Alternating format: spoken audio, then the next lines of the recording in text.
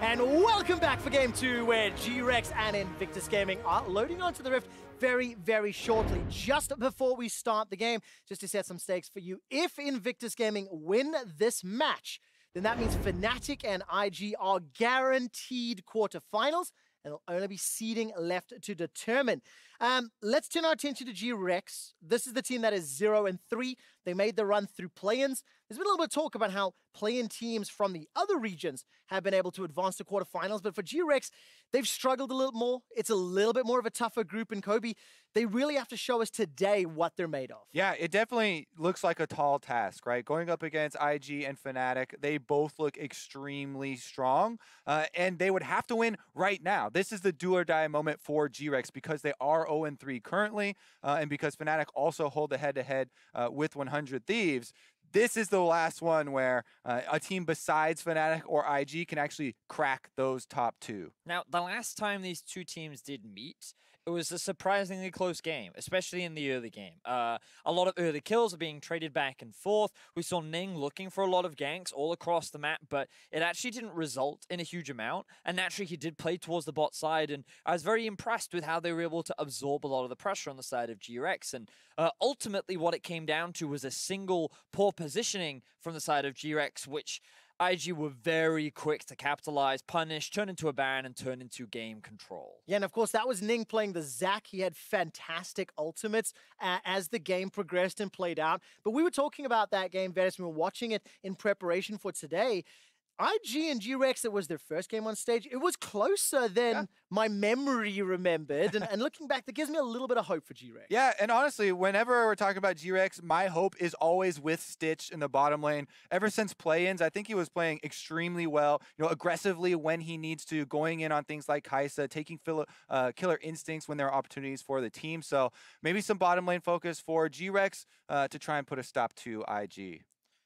Now, I also believe that they are running empty today as well, which was their main play-in jungler. And coming into the tournament, there were many question marks around his performance because he'd only played 5 games with the team. He didn't have that much experience, but he really had a very, very consistent performance, working very closely with Candy. And I think that that is really important if they want to try and mitigate the very early game pressure that Ning loves to have, along with Rookie, who is one of the best mid laners at this tournament. And talking about substitutes over on the other side, of course, Duke in over the Shy for Invictus Gaming. We'll see how these players are going to step up on stage. And the question was posed at the beginning of the day, will Invictus Gaming go 6-0? I believe Chat and Frost both predicted it. No team has been able to go 6-0 yet. It seems like the second half of groups, you've seen RNG and KT falter and fall in various ways. The question is, what would it take for IG to falter? What would it take, Kobe, for you to see IG to lose a game? I think it would take early game mistakes from them,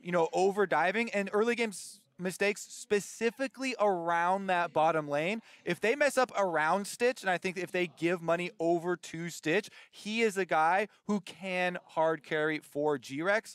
Other than that, though, I don't think that's likely to happen, but that would be the area that I would be looking for, right? Okay. Because they do play aggressively, even when they have scaling champions a lot of the times as well. So we do expect a lot of the early action to determine it. Well, of course, for IG, if they can go 6-0, if they can solidify LPL as the strongest region, get all 3 teams out of groups, 2 of them potentially in that first seed, it would be a statement when you look towards the playoffs. We're a couple of minutes away from draft, and as you can see on stage, I believe it is Empty who is just having a couple of his peripherals set up as he takes back to the stage. I'm going to turn my attention back to you, Kobe.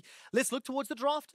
What do you think is priority for these 2 specific teams, and what would you like to see, maybe, let's say, GRX playing to try and get that huge upset win? Oh, I thought you were going to give me the easy start and go with IG side, but we'll go with GRX's side. Honestly, I still have the Xayah in my mind for Stitch because it does give them that win condition of, if Invictus Gaming make some early game mistakes and fund the Xayah early and, shoot him up to a Rage Blade completion into some of these items where they can really snowball, that's kind of where I do see it happening.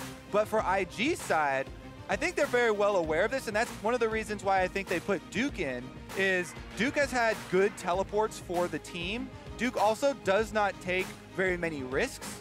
So I feel like they're kind of covering their bases here. They don't want to, overextend in any sense of the word. Now, last time we saw these two teams match up, Invictus Gaming actually heavily prioritized the Xayah, and we know that JackeyLove is actually a very talented Xayah player, and when going back and watching how he plays, the thing that I find fascinating about him is how aggressively he plays on this champion. Level 1, he walked up to a Varus Tahm Kench and just throws out the Q, lands two orders, and he says, no, I don't care what this champion is supposed to do. I'm going to play it my way, and I'm going to get in your face. And tied back in with your point, Kobe, I think GRX need to take it away from him because of how confident he is on this champion. All right, a lot of focus for us in that area. Currently, Alistar early banned by IG this time around, and the supports for setups for the bottom lane have been incredibly important.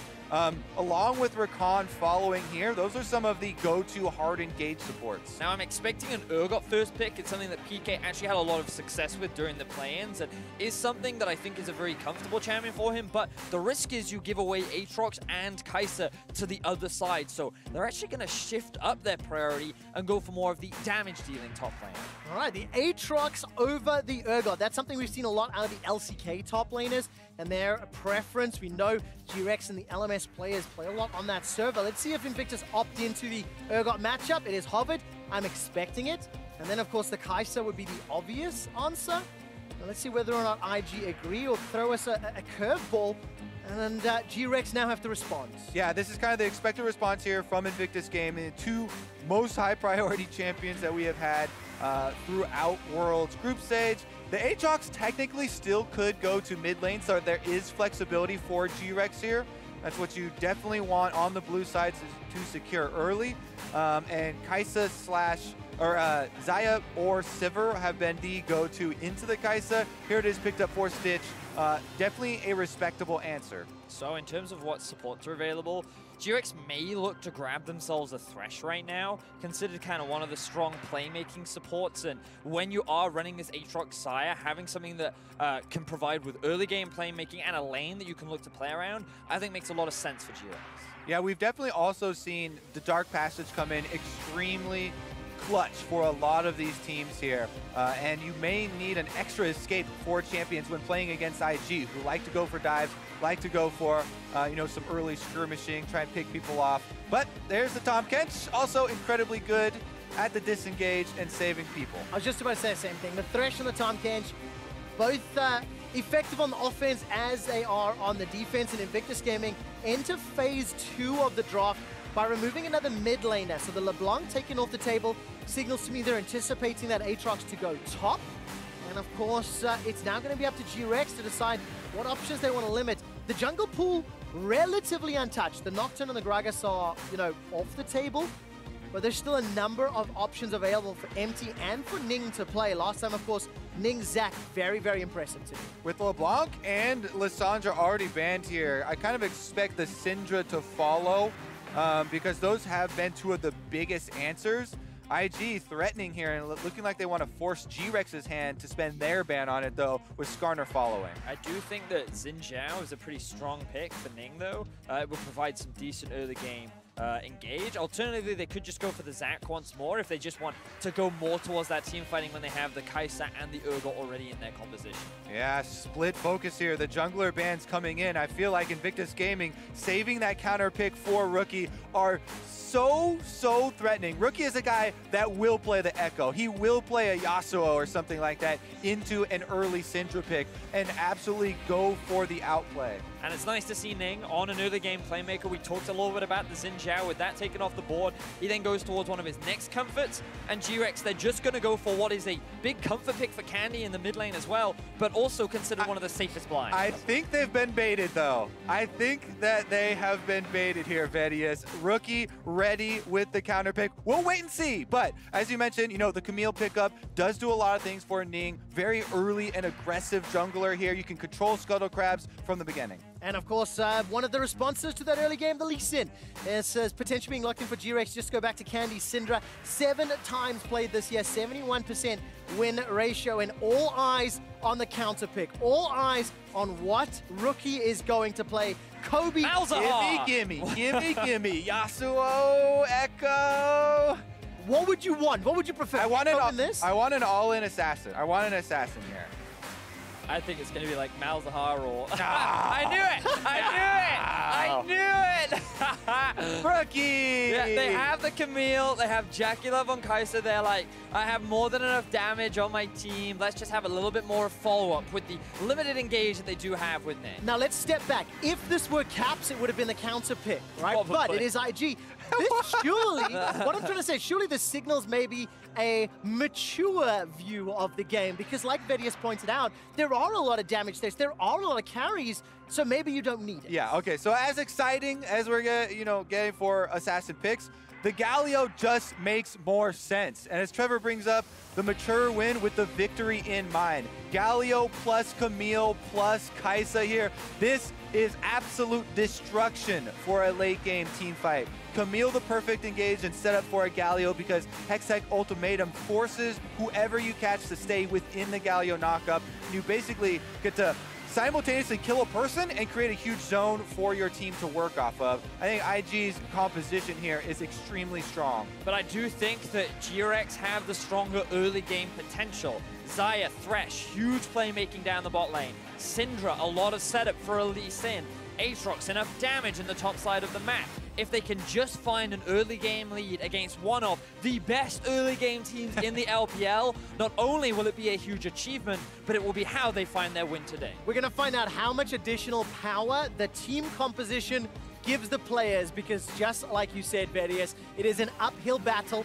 And to go back to the stakes to remind everybody, if Invictus Gaming win, it guarantees IG and Fnatic an appearance in the quarterfinals, and it sets us up for one hell of an exciting tiebreaker later in the day if all things go to plan.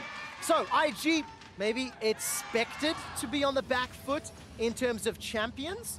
Let's see if they will play on the back foot, because Vedish, you've already said how you've seen Xayah just step forward at level 1 for JackeyLove. And unfortunately, we do have a very brief pause just before we learn into the game. Also, honestly, with the Camille jungle, even Galio can fight 2v2s very well, right? Galio does have good setup early on. Syndra doesn't have the damage output that she will later. So that possibility of 2v2 skirmishes breaking out is still there, even though the Galio is the more team-oriented pick for later. But while we do have some time, I want to go back towards this bot lane of IG. And when we get into game, if we have the possibility to just look at some of the early levels, we can really try to illustrate how some of these LPL bot lanes love to play. And it's something that I kind of read in an interview with, it was one of the AD carriers from either EDG or IG, but they're like, we play against Uzi. Like, this guy is the best AD carry in the world, and we play him regularly. And then you go up against other AD carries who are practicing against him, and so we have a lot of talented AD carries in our region, and we like to play aggressively. We like to gain our own advantages, and that's why you see a lot of jungle attention invested around there.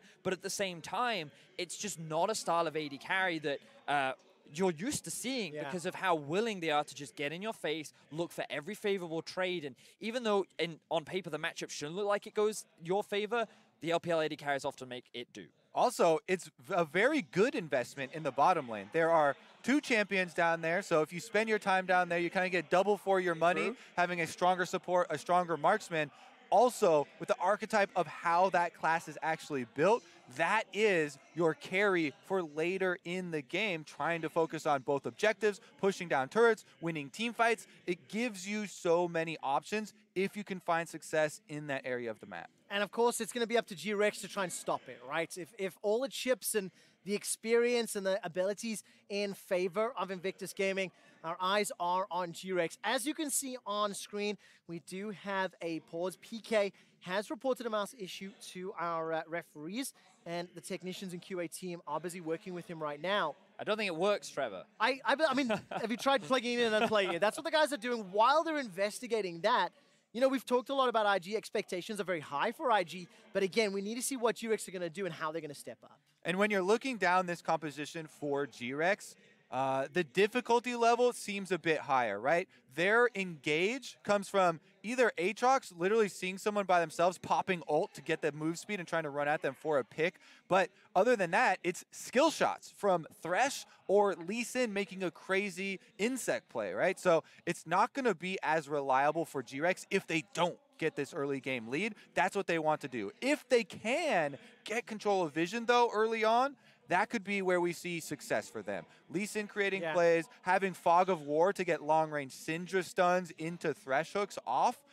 Those can be very devastating picks, so you can definitely snowball with this composition, and they do have the damage output to back that up. And that's why pressure kind of falls on empty with the Lee Sin. We saw what Broxah was capable of doing on the champion, and expectations now fall on the jungler of GRX to be able to make these opportunities happen, because in terms of individual skill, you just kind of look at these LPL players and they're considered the trident for a reason. They're able to carry through their bot or through their AD carry, through their mid laner or their top laner. And JackeyLove has demonstrated multiple times how talented he is. Rookie is regarded as one of, if not the best mid laner right now in the world. And Duke and Shy both have been powerhouses in the LPL. I have a question for you about Empty, because of course Empty and Bebe, the substitutes for the GRX roster, Empty played a lot of the games through play-ins where GRX went 7-1. They come into the group stage, and they've actually played 2 of their 3 week 1 games with Bebe, which was a little bit of a surprise to us. Vetus, what are some of the benefits that Empty can bring, not only because he has more stage experience here at Worlds, but also he's been able to watch backstage for 2 of their 3 opening week games? Well, I think the thing about Empty is just he was more willing to do stuff. And I think that's why I really enjoyed watching about him in the playing stage. Ever eloquent. Sounds like a great resume title. That's it. I'm so willing to do stuff. Give me the job. You play with some solo queue junglers, you're just like, if you could just do anything, that would be great. And this is the kind of guy that does a lot of things. He's really good at finding early game plays, especially around his mid laner. Candy and Empty were the duo that we often talked a lot about during the playing stages, where they found a lot of their early leads. And when you have this Syndra, plenty of setup combined with the damage from a Lee Sin, I feel like that is just one of the many lanes that they could attack. All right, well, let's get onto the field here. Both teams have loaded in. Everybody's got their peripherals ready and completely lined up 1v1 right down the middle of the map, Trevor. What is it, the line of scrimmage? Is that the is what we call term? it here. Well, that's exactly what happens. And a small traders rookie gets the Winds of War. Damage advantage, IG. Taking a look down the summoner spells, nothing too crazy. I like seeing the spell book on Urgot up in the top lane. It'll give Duke a lot of options as the game continues to play out. A lot of options for an important game. This is definitely not a scrimmage. This is the last chance for GRX to open up this group. If IG win this game, they will guarantee themselves and Fnatic quarter-final spots. There's a lot riding on this one, and IG can't look forward to their later game versus Fnatic. They can't ignore GRX right now. I mean, regional pride for both teams, but for very different reasons. The LPL coming in with extremely high expectations, potentially, arguably, maybe, definitely the best league in the world if IG can top their group. And the LMS, they've faltered. You know, the LMS, one of those leagues that when you expect things from them, expect high praise, they maybe potentially, or maybe fall over a little. Regardless of that fact, we're on screen. Candy with this Syndra going into the Galio. Gonna have some early shenanigans up his sleeve if Empty with that Dark Harvest Lee Sin decides to come play around. And Candy takes a big chunk to the face, but Scatter the Weak easily sidestepped by Rookie, and that's an advantage to one of the best mid laners in the world. Yeah, I mean, oftentimes you'll see Galio focusing mostly on hitting those AoE abilities on the minions. Big trade there from Rookie, also using his Aftershock. Meanwhile, we do have the early Scuttle Crab here from Ning, revealing himself on that ward. Should be the response from Empty to get the bottom one before Ning is able to transition. Plenty of river vision early on. Is going to see this blue buff invade. What will GRX do about it? Does he go for the counter or try and collapse? As of right now, he's going for the counter and heading into IG territory. So it looks like Ning is just trying to get a bit of information as to what Empty is up to. He should know that a full bot side clear was done by Empty, and so now the jungler immediately heads back towards his blue buff, but I think Empty should be able to get this one in time. Yep, going to be able to finish it off here. He does have Smite, finishes it. Also in Fog of War, while Ning is going to use his abilities on the Scuttle Crab. Actually, he never used his E. Well, take a look at this. Koala's already left lane, was waiting for that hook shot to go out. Ning decided to hold the trigger, and instead he will get both of the Scuttle Crabs at the cost of his blue. Yeah, it's very important in these early skirmishes. If the other jungler uses one of their main abilities, like hook shot, to get a stun onto Scuttle Crab, that's when you jump on them and look to try and punish them, take some health advantage, and get a little priority in the jungle. There, though, Ning not going to waste it, and even though they both saw each other, it's pretty much a reset, as we have a base from Empty to get a bunch of little pieces of Tiamat coming through, and they will meet again at the opposing blue buff. But the important thing, good stun from Ning. All right, take a look at this. Empty's in some trouble. Sonic with his target. He's running for his life, down to 100 HP. Ning's got no more cooldowns. You can see in the bottom left, and he decides to back away. Empty has not left lane yet. Critical as well. Candy just went for a base. So IG have full control of this area. Rookie can rotate over, whereas Candy has no teleport and is walking from the fountain. So this is why the entire play was safe from Ning from the get-go. And what surprised me was just how Ning goes straight onto Empty rather than the blue buff, because he recognizes that the enemy jungler is there. He'd already set up the vision earlier, and he's like, okay, I know I can out-trade the Lee Sin at these early levels.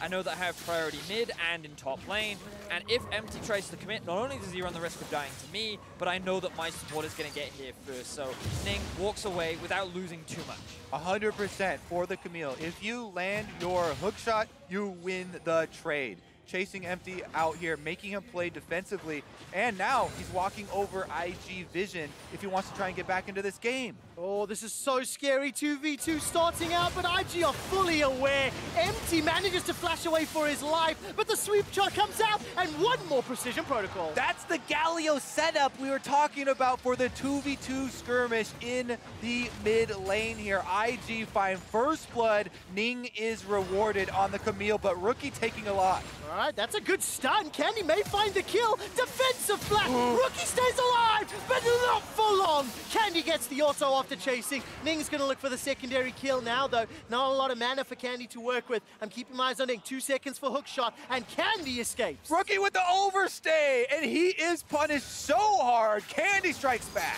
Oh, death sentence gets caught onto JackeyLove, but the gobble from Baolan. And we talked about the comfort for Candy, how this Syndra pick is a really big deal for him, but we got to backtrack to how this all started off. Empty, he just wanted to get a bit of vision down. He wasn't expecting the collapse coming out from IG. He ends up losing his life trying to escape with the Sonic wave. Now, you'll see here the Rookie, he just disrespects the amount of damage that Candy's able to throw out, taking way too much harassment. Candy doesn't have Ignite, but he's able to land the stun. Now, the damage reduction from his W does keep him alive, but because Candy doesn't see Ning, he's forced to use both his cooldowns to chase and secure the kill, but still a big advantage gain for the mid laner of GRX. Yeah, I'm not sure if that was miscommunication. It looked like with the movements from Rookie, he was baiting, but Ning was not right there to jump over the wall with the hook shot. And Candy, now he's level 6 on the Syndra, access to the burst damage. And we're seeing once again the early game impact from Ning.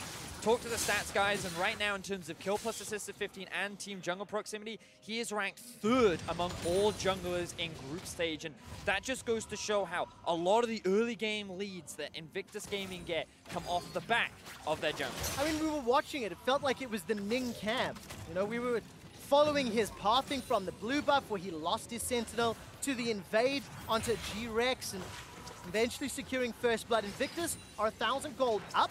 We haven't looked too much at Stitch and Koala, but Stitch just came back to life, back to the bottom lane. And Koala's got a number of death sentences, but it hasn't equated to any sort of lead just yet. And to just quickly touch back on the Ning point as well, because coming into the World Championship, the thing about him as a jungler was he's considered a very coin flip player. Someone that likes to play aggressively and likes to build early leads, also runs the risk of overcommitting for plays and overextending when seeing an opportunity. And that is how they often got punished. But still, they had the best regular season record, and you could just go to show that their aggression was often unrivaled. And so far in this early game, it is Invictus Gaming that have already found themselves on early game.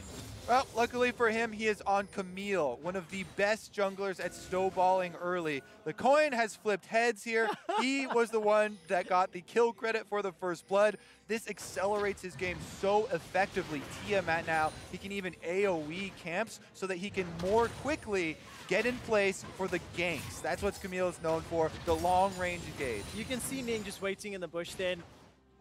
Duke is making his way down. Caught a glimpse of Baolan making his way up as well. And, you know, for a draft from GRX and a picks and bans, we were so heavily saying that GRX needed to get ahead early. This is not the start that they wanted. 8 minutes in, down 1,000 gold. They still have a lot of playmaking, though, with the Lee Sin, with the Syndra, with the Thresh. So let's see over the next 5 to 6 minutes whether or not they can find the lasso. Koala swing and a miss as JackeyLove very easily sidesteps. But also just look at the state of this lane, right? It is a Thresh Xayah, a very powerful 2v2 lane. And Invictus Gaming to the ones on the aggressive. Again, they're going for an all-in because their jungle's behind them. All right, the box comes down. Here comes Ning. Feather Storm comes out from Stitch. That will survive. But Koala forced to use his flash, and the only cost was the Ignite on the side of Invictus.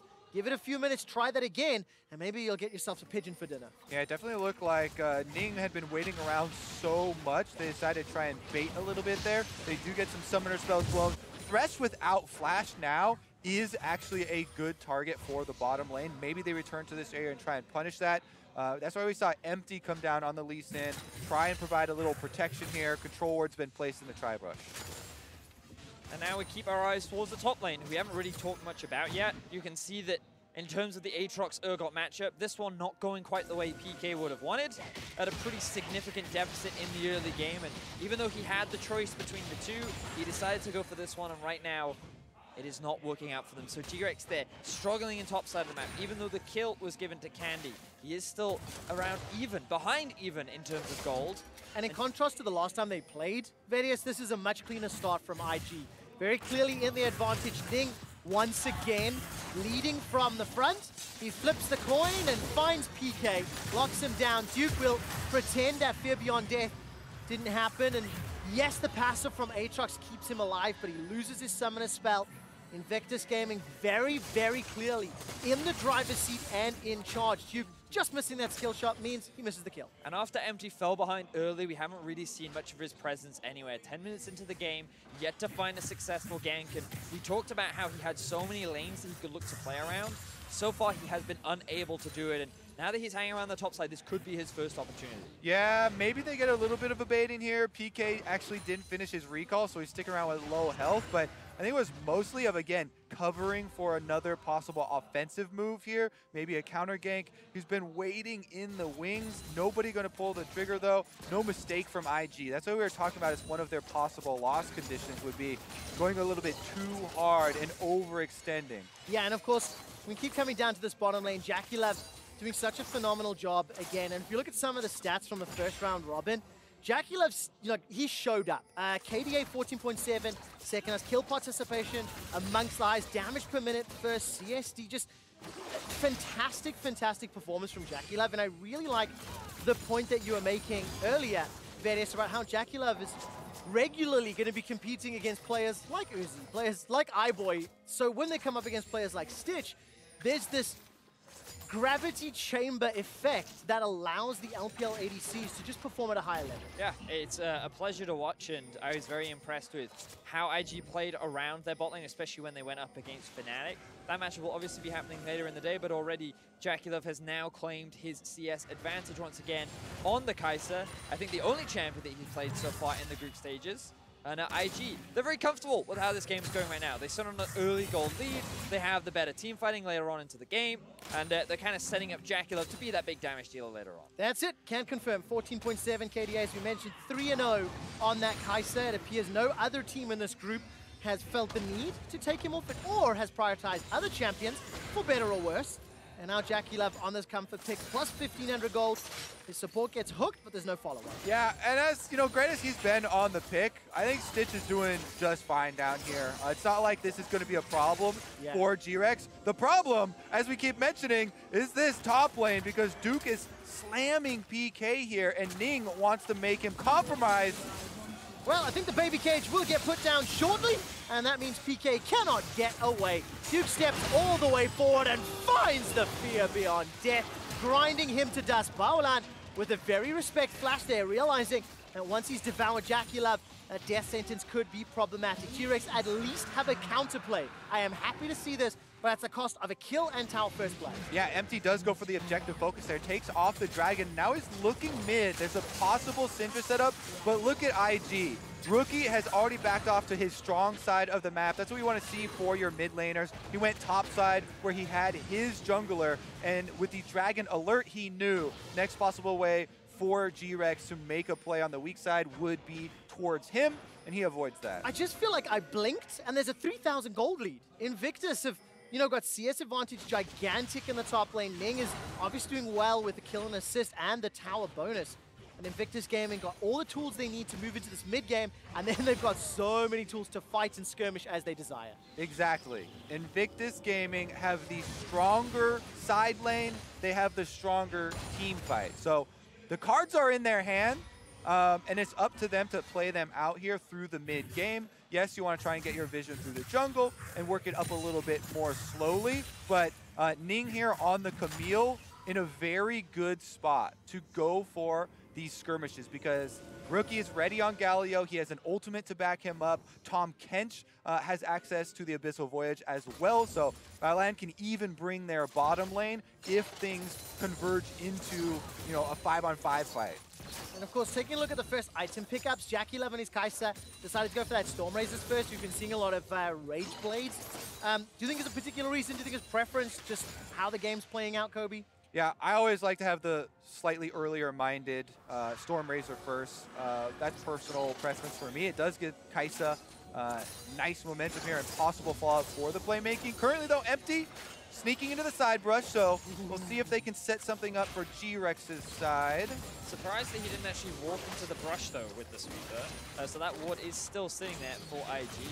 Stitch will take little to no damage as he gets forced away from this objective, but keep your eyes on Ning again, looking for a potential flank. The Galio is there as well. That combo is up and ready. All right, so Duke has made his way to the mid lane. A 3-man stack of GRX is currently being dove. Nice hook. The Hextech ultimatum is available but not yet used. Empty finally gets locked into place. He's taken down. First kill for JackeyLove. Here comes Rookie. He arrives with the ultimate, but Candy's coming as well. This is a party in the bottom lane. The box is thrown down. The feathers fly, and it's IG that are in trouble. The unleashed power helps set Stitch up for another. Death Sentence finds its target, and Koala helps GRX win the fight, finds a flame, ignites down Duke, but a fear beyond death means Koala concedes his life. That went about as well as it could for GRX. GRX happy to punish that dive from Invictus Gaming. Very nice play there, hooking him back in and securing the extra kill. Really good stuff from GRX as they finally find a semblance of life in this early game. The goal difference is still big in favor of IG, but GRX saying, we're not done without a fight. Yeah, Stitch able to get some of the money as well. Let's take another look at how it started out. Now, this is quite nice. The hook here does force the Devour. Devour has a really long cooldown nowadays, so it's not going to be available for the secondary stage. JackeyLove and IG do get the first kill there, and then once Rookie arrives, he actually takes a decent amount of damage, but there's the hook onto Ning. They pull him basically out of the fight. PK goes in, and Candy comes through for the execution onto Rookie. Now it's basically about the chase, and Koala does end up getting hit by the Urgot ultimate. As soon as he gets shot one more time, sucked back in for the extra kill. In the end, Duke also goes down though, so GRX, in as dangerous and poor position as they were, at least they were able to get some gold onto their carries. Yeah, I think that's a really big deal for the squad, given that IG were kind of slowly taking control of this game. Quick show, you talked about how it was like suddenly a 3,000 goal difference after losing that top tower. That goal gap is slowly starting to close, and we can see Stitch able to do a lot of damage. You already talked about him, Kobe, how he has had a solid performance throughout the group stages so far. Now that he's sitting at 1-0-2, Candy on his comfort pick in the Syndra is 2-0-2. GRX saying that they're not completely out of this game just yet. No, they're not. And of course, you guys mentioned during draft how GRX's initiation are based on skill shots. It's going to be Aatrox finding a target, or Lee Sin, or Thresh. And you know what? I don't know if I've seen Koala miss very many important death sentences. In that team fight, every single time somebody needed to get caught, he helped his team out. 0-1-3 of his team's 4 kills. He's been involved in 3 of them. And you know what? To shut the top tower down, Stitch and Koala, they're pretty content to keep farming up in that bottom lane. Meanwhile, in the mid lane, we've got several members converging onto Candy. As you mentioned, though, Candy's got 2 kills for himself, means completed Luden's Echo plus some magic penetration. He can definitely burst down someone like Ning here on the jungler if Ning is a little bit too careless, wastes his Hextech ultimatum and can't dodge. They do have to be a little bit scared of the possible burst. And of course for GRX, they need a miracle. 0-3 down. If they want some magic, some Fnatic magic from 2017 to make it out, they have to win every single game and have to start here against the #1 team in the group, Invictus Gaming, who are at 3-0. And GRX, they are still behind, but we saw that team fight. There is glimmers of hope. They just simply cannot wait too much longer to try and claw back this deficit. Invictus Gaming, on the other hand, they're going to take another neutral objective. The Rift Herald uncontested here. Ning, Duke, as well as Rookie helping out. And this is just going to allow them to take out most likely that mid turret in the next few minutes. So for Invictus, it's just squeezing the life and squeezing the freedom from GRX. So, Ning coming in the mid lane. Oh, stats of the week looked pretty good, but it simply wasn't enough. Ning takes the ultimate to the face, but he's able to survive. There comes Duke with the ultimate and a very easy double kill for Invictus Gaming. And I was just about to say, this game looked very similar to the last one, where at about 20 minutes, things looked even until a single play started to swing things in favor of Invictus Gaming, and that was the kind of play they were looking for. A good dive into the mid lane, secures a tower, and 2 more kills. Talked about IG holding most of the cards here. They play the Camille Galio combination. That gives them not only those 2 kills, but the mid turret down means the entire map now wide open for Invictus Gaming. They're simultaneously taking Dragon and diving bottom lane. Yes, they are, and Koala's the target. Duke will be taking him out. Kill secured by JackeyLove, in fact, as a Disdain flings PK backwards. Baolan's making his way forward. I haven't seen if he's used the Devour just yet. It's not even going to get needed. A double kill for JackeyLove, a Mountain Drake for Invictus, a tower for IG, and a 7,000 gold lead. In quick succession, IG take 4 objectives for themselves. And then in the end there, you know it's bad when they're doing 2 at the same time. Here's the 3-man dive of the bottom side that they start out. JackeyLove putting out the damage while Duke goes in to tank the turret and play the front line. And Invictus Gaming, it's just because they have a numbers advantage that they're able to just dance so aggressively like this. JackeyLove, he was forced to use his heal on the backline to just get out of that dangerous Aatrox situation, but pick after pick, GRX not showing the right amount of respect, and IG, they just take everything that's available. Yeah, they had not even given GRX enough time for Empty and Candy to revive from the fountain. Those 2 guys ran as quickly as they could from the fountain to that play, and were only able to arrive to see the pieces.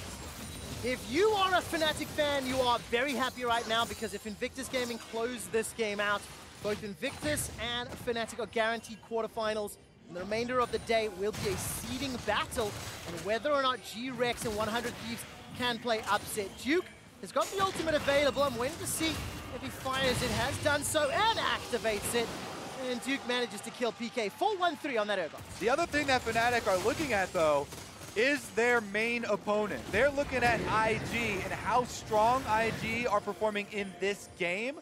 This is going to give them something to think about for later in the day. And many have said that when you evaluate IG and Fnatic, the 2 that are expected to get out of this group as IG just casually start off the Baron, how hard do they dominate the other 2 in the group? Are they as strong as they're expected to be? And so far, both Fnatic and IG have shown very, very solid performances. 22-minute Baron.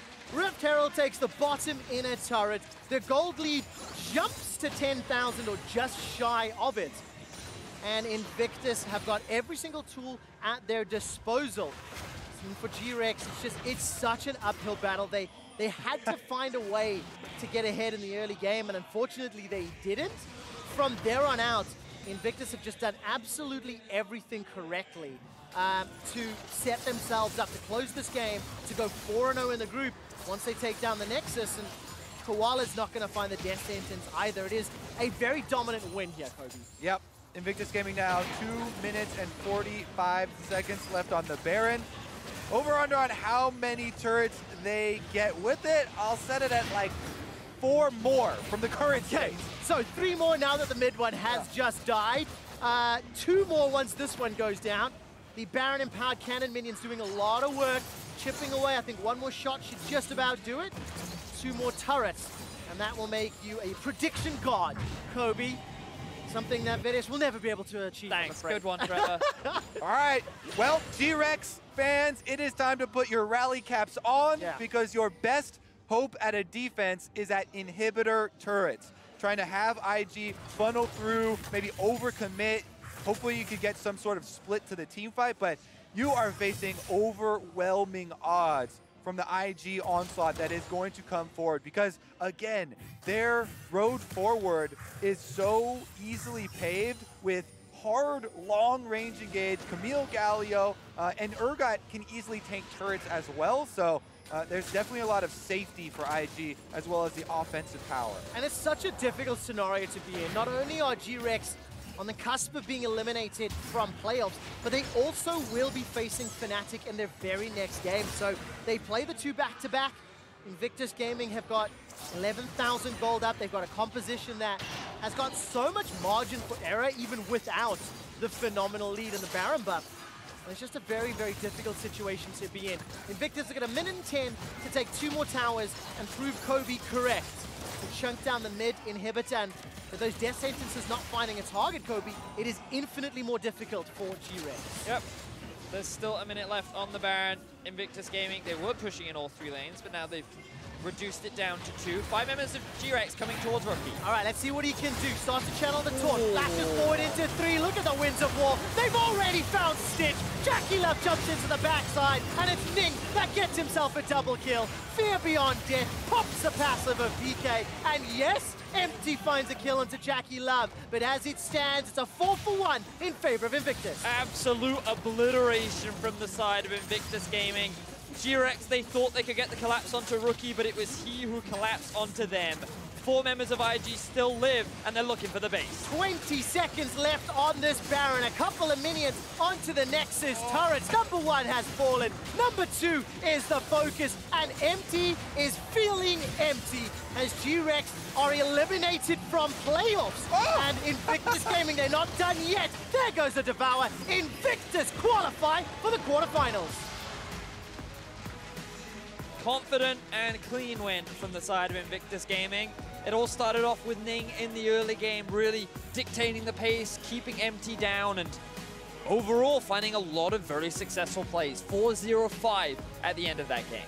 With the first 2 games of the day going to the favorites, this sets the stage for the race to the end of the day and the rematch, Fnatic versus IG. We already know these are the 2 teams that are going to get out and go to quarterfinals, but in what order? And the question is, who gets to play upsets?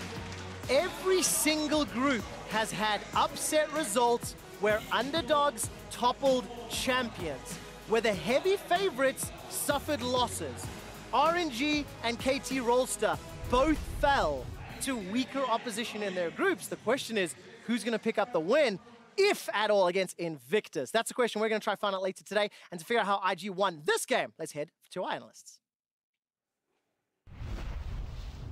Thank you very much, Quick Shot. Important to note off the top that both IG and Fnatic are now locked for the quarterfinals with this victory. But we want to take a look at how IG did it. And so often when we talk about these lopsided matchups where there is an expected result, that the team considered an underdog should do one of 2 things. They either need to index heavily into the early game and try and run away with it, and or index heavily into the late game and just hold on until they can start winning team fights. GRX, they made their decision, but I'm going to let Frost help break down the approach from both teams. Yeah, so it feels like GRX, their idea was to go all early game lane dominance. And against Invictus Gaming, that makes a lot of sense. They are the lane kingdom team. They love to play pre-15 minutes. And so GRX understood, we're not going to survive into the late game. We must meet them toe-to-toe there. Whereas Invictus Gaming, we're all about reactionary. Jat actually said something that I really loved right before this segment. It was the fact that Invictus Gaming are willing to skill check on 3 different types of matchups right now. The Xayah Kaisa, the Syndra LeBlanc and the Urgot Aatrox. And if you leave either of those champions up, they believe that they have better players, they'll take the opposite side of the matchup, and they'll beat you. A lot of flexibility on the side of IG with the players that they have on this roster. Let's take a look at the bans, though, and the approach from GRX in dismantling IG. So the first thing that I want to talk about was the Aurelia and the Akali. Again, Invictus Gaming have huge champion pools. They can play everything and they can flex it between multiple members. You must ban both against them because it doesn't matter if this is the Shy, Duke, or Rookie, they will play both Aurelia and they will both play the Akali. Now, the interesting thing for me was the Rakan ban. By banning Rakan and having both Aatrox and Urgot open, it allows you to have a stronger priority pick for either one of the top laners. If you don't ban the Rakan, I believe that the priority pick must go to the Xayah because you cannot give Xayah Rakan to second rotation Invictus Gaming. You're just automatically going to lose. They decide on the Aatrox as the priority pick because they believe that they have the better side of the Aatrox-Urgot skill matchup. That said, Duke did go ahead 70 CS, so probably took the wrong gamble there. Right, he was happy to take the Urgot side of the matchup. Interestingly, the Xayah comes in then for Invictus Gaming because that Rakan is not available to them anymore to duo up next to the Xayah. Yeah, and once you see the Xayah and the Urgot come through, because again, Duke's like, it's fine, it's a skill-based matchup, I see your Aatrox, I'm gonna take the Urgot anyway, it's such a huge champion. Xayah has been popping off for JackeyLove. The next rotation is then grabbing the Thresh and the Xayah. Exactly. So they see the Xayah, they know that they're going for late game team fights. Again, GRX, they want to hit Invictus Gaming as hard as they can into the matchup. They grab a 2v2 kill duo lane, and then the immediate response from Invictus Gaming is to grab the Tahm Kench from Baolan. They say, okay, they're trying to kill us, we have the Xayah, we can scale up. Let's get more safety and have a little bit of a seatbelt there on that bottom lane. Right, then we hit the point in the champion select where both teams have the opportunity to recognize the other team's approach and strategy and take a couple picks away. So already we've seen some aggressive picks out of GRX. IG can respond to that,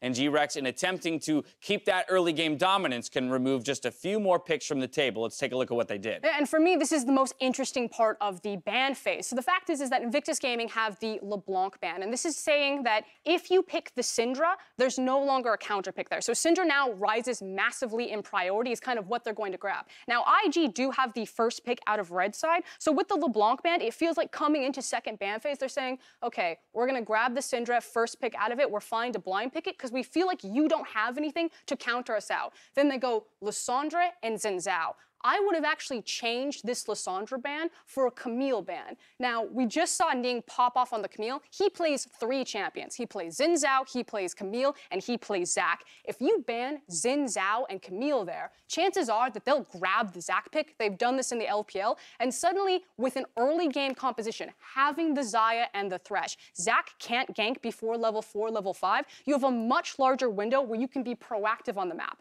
I think by leaving the opportunity for the Camille pick to come through, one of his signature picks, that's where they kind of took a step back and didn't go all the way on their game plan. Yeah, you have to pick your poison. Are you going to try to ban out Ning? You're going to ban out Rookie. I feel like GRX kind of took neither, and then they ate both. Ugh. That's not what I want to hear for this squad. But of course, we saw as it played out, early kills coming in for the Camille off to the races. You already mentioned as well the fact that the Urgot got off the ground in what is considered a skill matchup by many teams. But more than anything, what speaks to me here is the fact that IG buys themselves so much real estate because of the strength of the players across so many champions. And with that diversity, you saw the struggle that GRX had in even trying to dismantle this roster. And exactly, and even though GRX put their composition beautifully for early game, you think about Syndra, you think about Lee Sin, think about that level 6 power spike and the ability to assassinate anyone there. It was Invictus Gaming who struck first. They got the first blood with beautiful vision setup from the Camille Galio. And while that combo is known for its team fighting prowess, it's not known for its early game dominance prowess. So even with what is considered a late game scaling team composition, Invictus Gaming were able to play it early game anyway, and it speaks to the strength of the roster. PK got his choice of the matchup. He chose the Aatrox. Duke, with the Urgot picking up MasterCard player of the game, says, doesn't matter which side I play, I'm gonna win it. Builds a massive CS lead and rolls to a finish. And it's a massive storyline for Duke. You know, this is a guy that's coming in to replace the Shy. The Shy had so much hype built around him in spring, but Duke says, no, I'm no longer just a tank player. I can play the carry matchup too. 3 of his most played champions this year were carry champions, including that Urgot through the playoffs. So beautiful job by Duke. Very solid win for IG to secure themselves a quarterfinal spot. But as we move on towards the rest of the day, MasterCard, as our Riot Games' first global sponsor, was on the lookout for some of the hypest fans in Busan and found a few who earned themselves MasterCard Fan of the Day. Today, Si Chang from New York and Peisha from Miami joined Cade and Sean from Perth and Brisbane, Australia in seat upgrades and matching Worlds beanies as they watch today's games and the subsequent group draw. Now, GRX return to the stage in Game 3 as they look to find a win versus Fnatic, so don't go anywhere. It's a good start, and Candy may find the kill. Defensive flat. Rookie stays alive, but not for long. This is a party in the bottom lane. The box is thrown down. The feathers fly, and it's IG that are in trouble. The unleashed power helps set Stitch up for another. PK backwards. Baolan's making his way forward. I haven't seen if he's using the Devour just yet. It's not even going to get needed. And on the torch, lashes forward into 3. Look at the Winds of War. They've already found Stitch. JackeyLove jumps into the backside, and it's Ning that gets himself a double kill.